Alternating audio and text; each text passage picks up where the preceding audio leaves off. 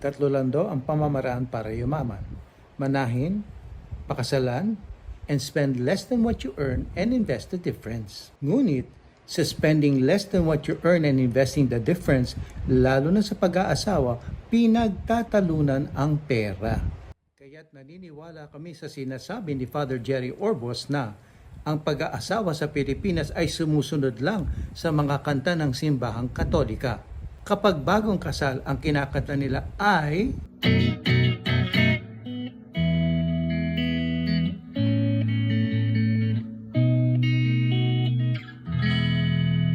Papuri sa Diyos. Kapag nakasampung taon na silang kasal, ang kinakanta na ay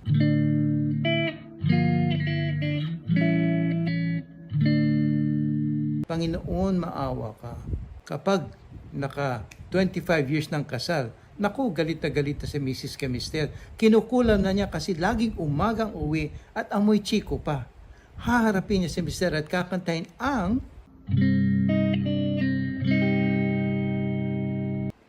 Kunin mo, O Diyos. Malaking distraction talaga ang pera sa pag-aasawa at sa trabaho. Kaya't para kayo'y magabayan upang maalis ang distraction ng pera, humingi na ng payo mula sa mga yaman coach.